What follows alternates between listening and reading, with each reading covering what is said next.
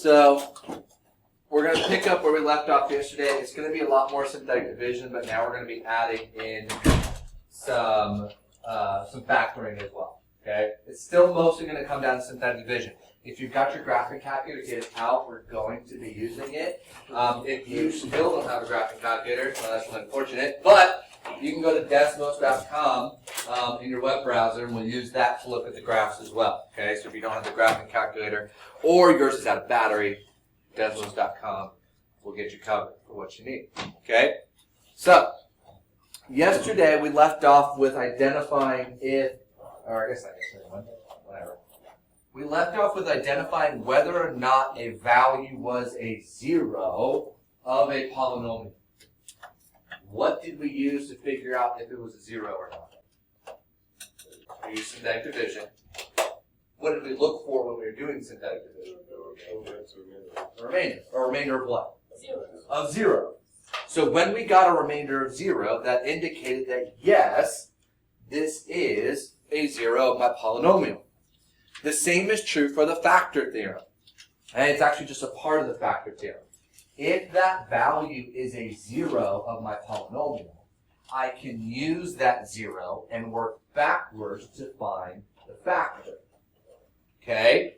So, we want to look at, is x minus 5 a factor of this polynomial? So we're still going to use synthetic division. What number is going to go in the box?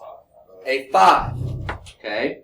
So, if this gives me a remainder of 0, then the implications are twofold.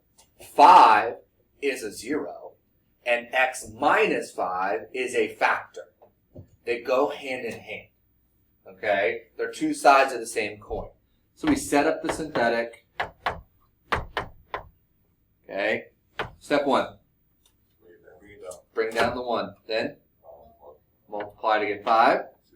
Add to get negative 2. Multiply to get negative 10. Add to get 3. Multiply to get 15. Add to get 0. So what does that mean? There's no remainder. It is a factor. X minus 5 is a factor. And 5 is a 0. Okay? So it's twofold. X minus 5 is a factor. It also means that 5 is a 0. Is a 0. And we can go back and forth between the two as necessary depending on what we need. Okay? So we identified that it's a factor. Questions on that? It's more synthetic division. When would it not be a factor? When it doesn't have a remainder of 0. We're looking at the So if remainder. it's one, it's both. Yeah. Say again? If it's one, like it's both. Yes. If it's a factor, then the value that I use for k is also a 0. It will never be 1 and not the other. Okay? Again, we're just looking for that remainder of 0. Okay? Now, go forward, please. Great. There we go. All right? So, let's do this one again. What's going to go in the box? Okay? 3, 2, 3, 7. Drop down, multiply, drop down, multiply, drop down, multiply, drop it down. No, it's not. It's not a factor. Why is it not a factor? Because it has a remainder. It's not a factor. It also means that negative 1 is not a 0. It can be neither. Okay? It can't be one without being the other.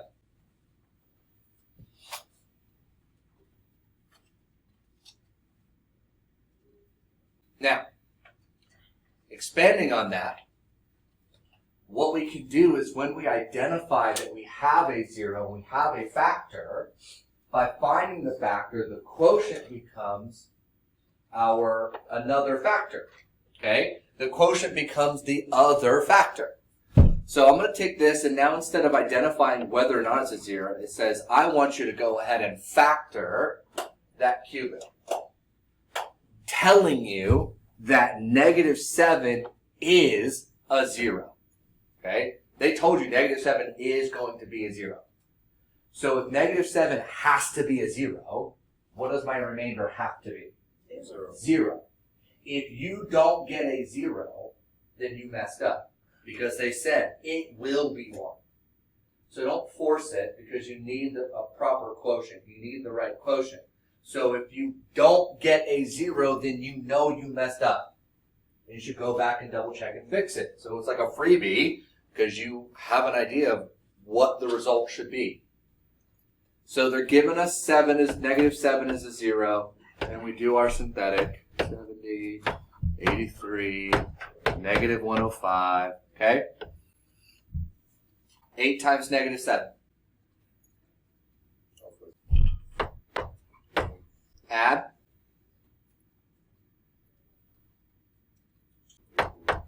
Multiply. Add.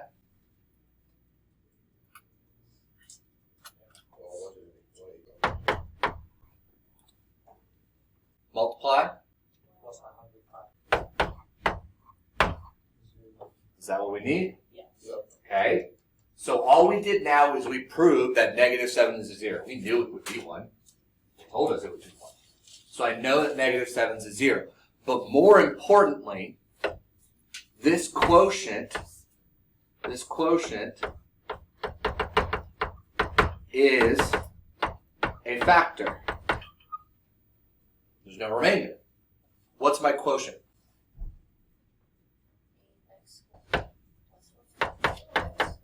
Minus 15. Do we know how to factor quadratics? Should. What multiplies? What was that? Negative 120, I think. What multiplies to give me negative 120 but adds to give me 14?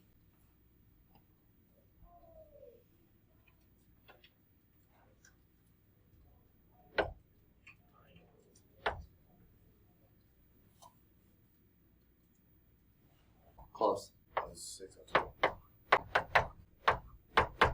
Okay, so we can break apart our 14x. We can do our factor by grouping. What factors out of my first two terms? Leaving me with? 4x. Okay, what factors out of my second two terms? 5. Leaving me with? 4x. Okay, so what are my two factors? 2x plus 5. And then 4x minus 3.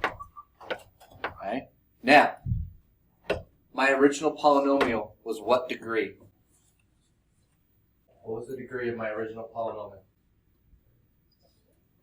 3. Okay, so how many factors should I have?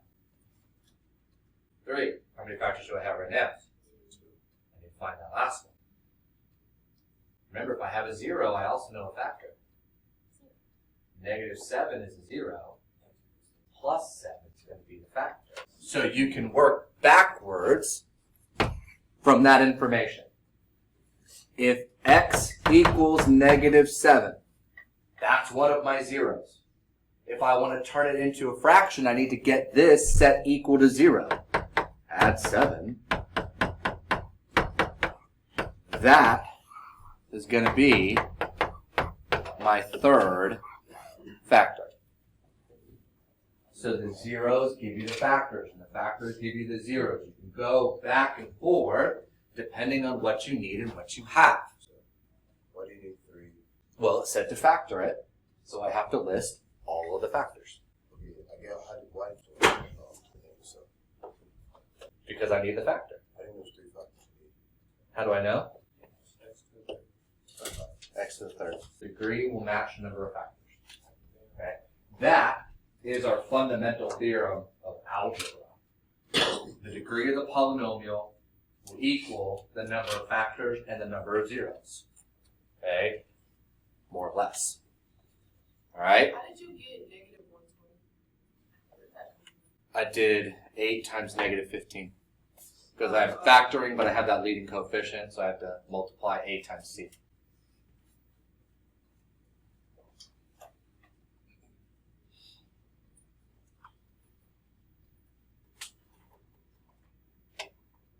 Alright? second.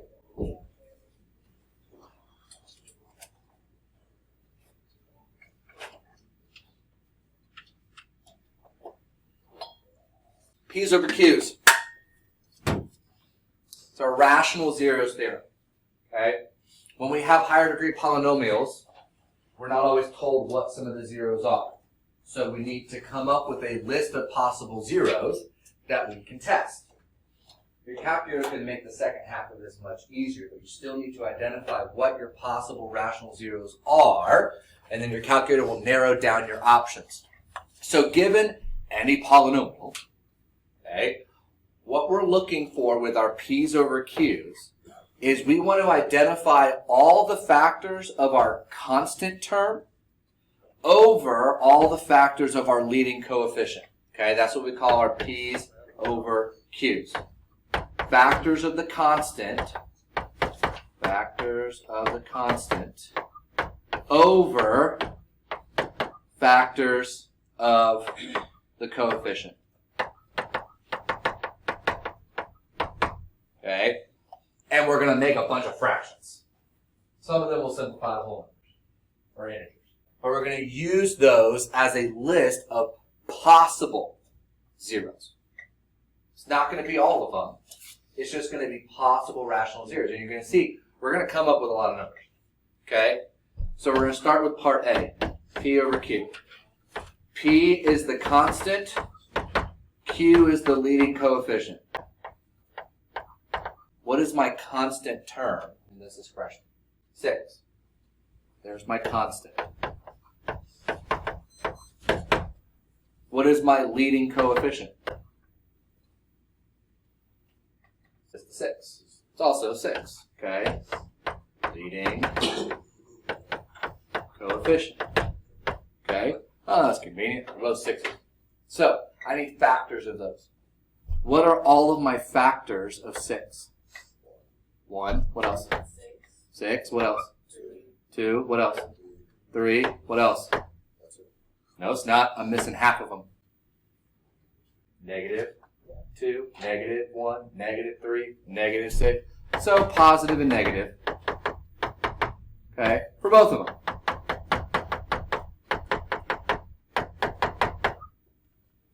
Now, I need to make as many fractions as I can, as many ratios, given these numerators and these denominators. So we're going to start with 1. A bunch of fractions that have 1 as the numerator.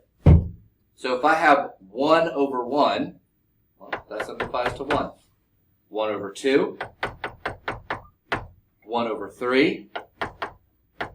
Positive, negative on all of them. 1 over 6. As we go through the next set of numbers, if you end up getting something that is the same that you already have, you don't need to write it twice. So you have to make sure that you simplify. So 2 over 1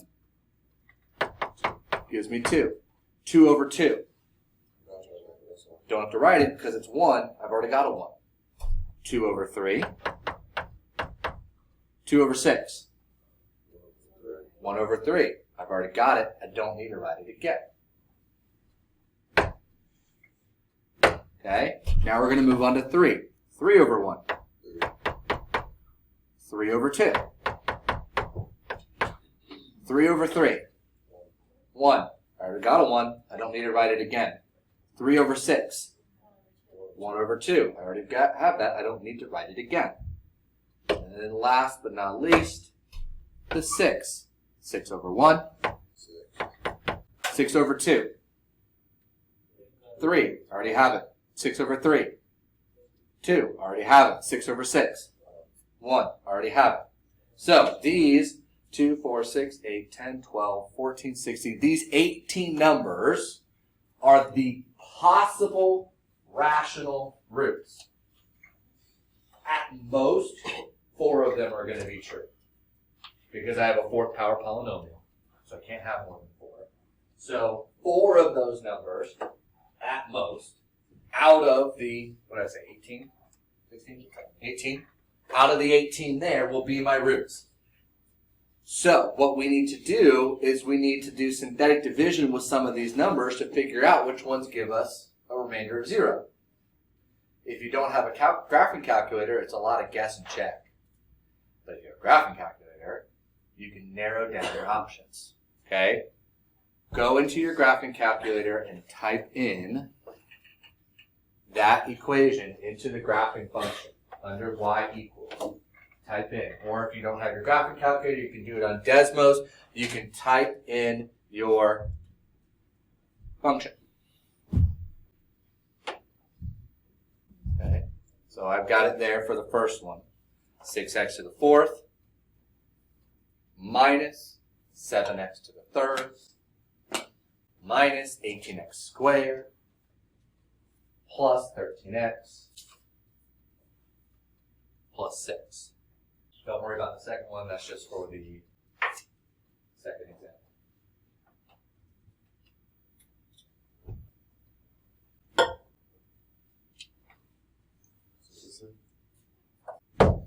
When you graph it, you should get something that looks like that.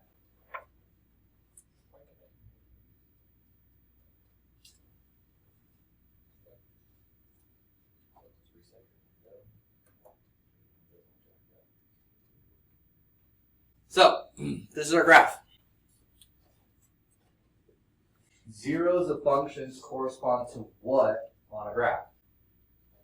X-intercepts. Okay, I've got 4 x-intercepts, which is, I expect at least at most that because I have a 4th power polynomial. I've got 4 x-intercepts. Where does it look like, approximately, we're intersecting the x-axis? At 1, okay? So here, at 1, where else? 2. Where else? Somewhere around, yeah, -1/2. Somewhere around -1/2. Maybe it's -1/3. Maybe it's neither of those. Maybe it could be irrational, but it's somewhere in that area. Where else?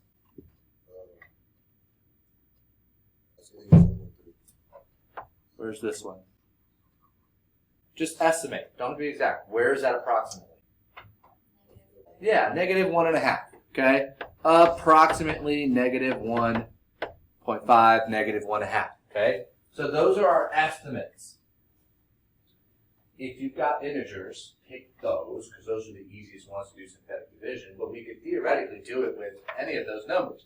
So we've narrowed down our options for what our possible rational roots are.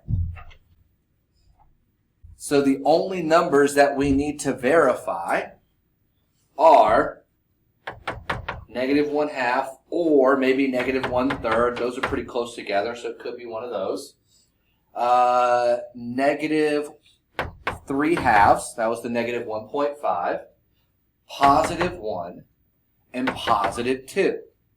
So looking at the graph, we narrowed down that our roots has to be or should be some of those numbers. So those are the ones we're going to check. And that's where synthetic division comes in handy. Pick the easiest ones first. 1 and 2. Those are super easy. Doing multiplication addition with the fractions is annoying. You do it, the synthetic division will work, but they're annoying. But keep in mind that these are our possible zeros. Okay, we've narrowed it down. This is the full list, and this is the ones we're going to narrow down and check. All right, so let's do synthetic division. All right, let's start with, you want to start with 1 or 2? 1. All right, let's do it. So 6, -7, -18, 13, and 6.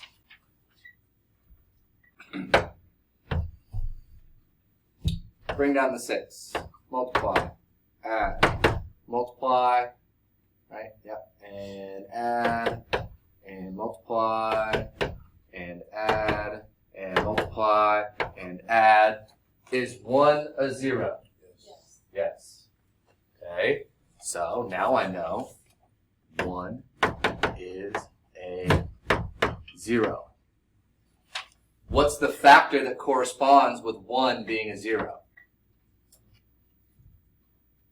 What is the factor that gives me 1 as a 0?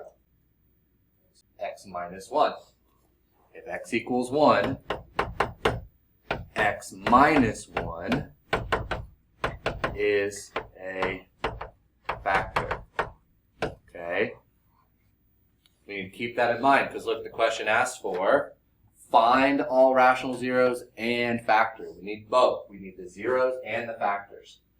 So we verified one of our zeros is 1, and the factor that goes with it is x minus 1. Now, what is this quotient? To the third, minus x squared, minus 19x, minus 6. Can we factor a third power? Synthetic division again. But not with the 1. I already used up the 1. What's the other one that we want to check? 2. So we're going to do it a second time. With 2.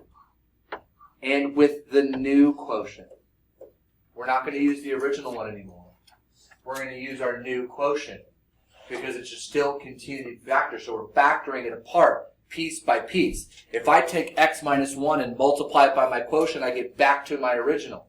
So I've essentially factored out x minus 1, and now I want to continue factoring some more. So we're trying the 2. 6, negative 1, negative 19, negative 6. That's a really sloppily written 6. If 2 is a factor, what should I end up with? I'm sorry, if 2 is a 0, what should I end up with? 0 where? In the remainder. Let's check it. 6, 12, 11, 22, 6, 3, I can numbers. 6, 0. Is that good? Yeah. So now I know that 2 is a 0. If 2 is a 0, what's the factor that goes with it? X minus 2.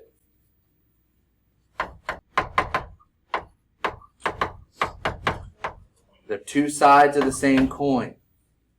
Make sure you can go back and forth from 0 to factor, factor to 0, 0 to factor. See both sides.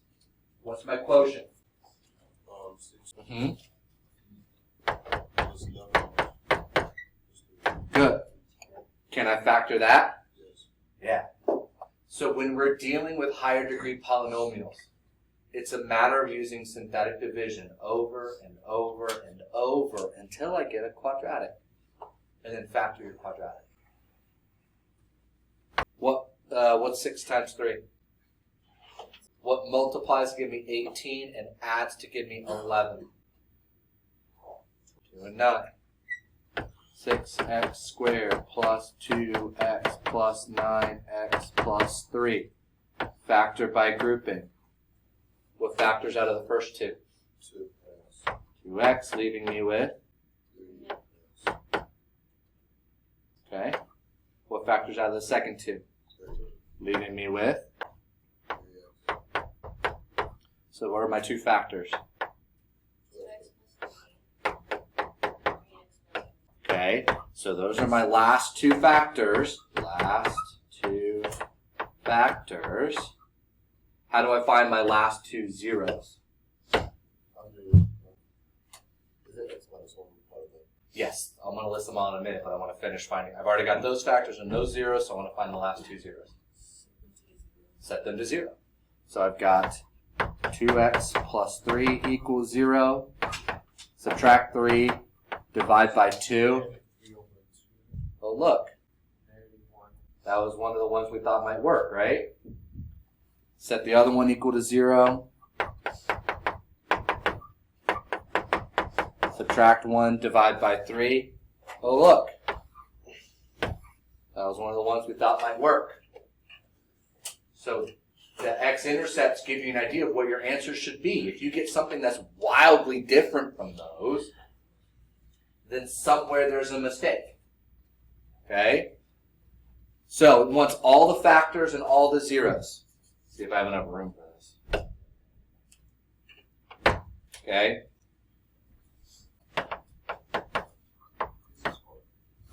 What are all of my factors? What are all of my factors? Okay.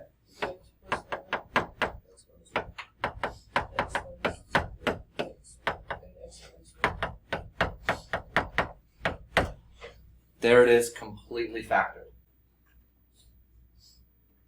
But you still have to check the, Say that one more time. like, you still have to check and set them equal to 0. Yeah, to get the last two. Just to make sure. Yeah. Okay. Yep. Well, because we also need the zeros. Remember, because it wants the factors and the zeros. So here's all the factors. And then all of my zeros were 1 and 2, which I verified with synthetic division. I factored my last two and solved to get -3/2 and -1/3. And those match up with the estimates we got from the graph. They made sense. Okay, they were in the right spot. If you wanted to go a step further and you really wanted to check it, what you could do is just take both of those values, do synthetic division, and it'll give you a remainder of 0. Now you're going to be adding and subtracting fractions, but it'll work. How much time do we have left? 10 minutes. Any questions on that? It's a lot of synthetic division. Oh, you have one more example. Do the next one. But there's an error on the printing. The leading exponent is a 4, not a 2. There's a typo on it. We have enough time for this. So fix this to a 4. Fix that to a 4. Find all the possible rational zeros. So you're going to list them out. It's going to be less than the last one. Graph the function to limit your options, and then use synthetic division to go through the process. Start with your P's over Q's. What's our value for P? 2. What's our value for Q? Good. So list all your factors of 2, all your factors of 6. Make as many ratios as you can. Yeah, I got tissues over there.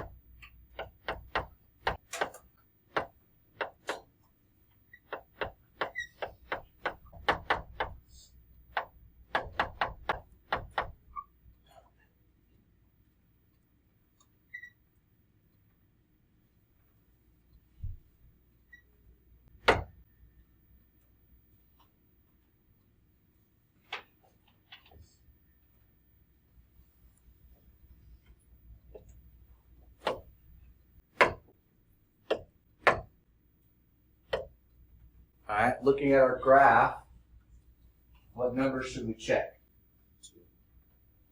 -2. What else?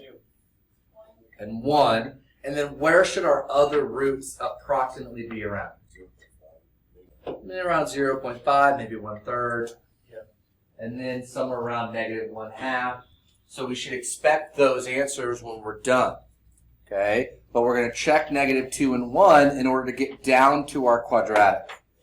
Okay? So let's start with -2. All right? 6, 7, -12, -3, and 2. Bring it down and multiply and bring it down and multiply. +10, give me -2, give me 4, and a +1, and a -2, and a 0. Okay, so it's -2. Is that one of my zeros? Yep. So -2 is a 0.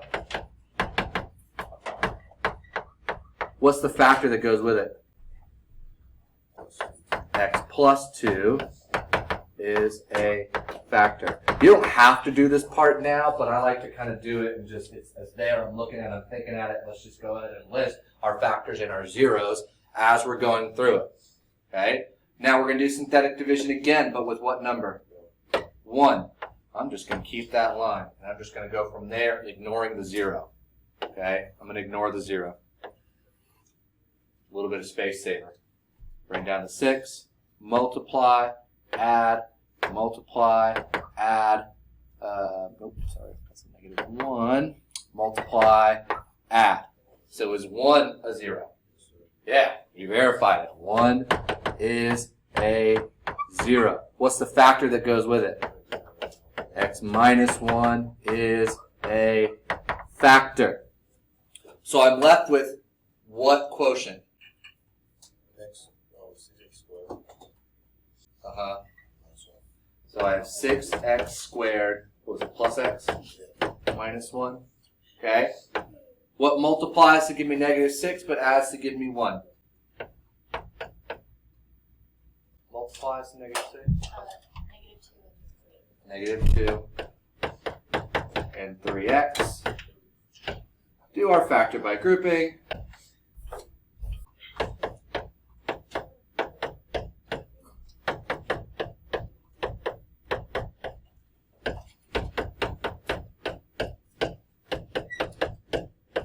Okay, so there's my last two factors. What were my first two factors?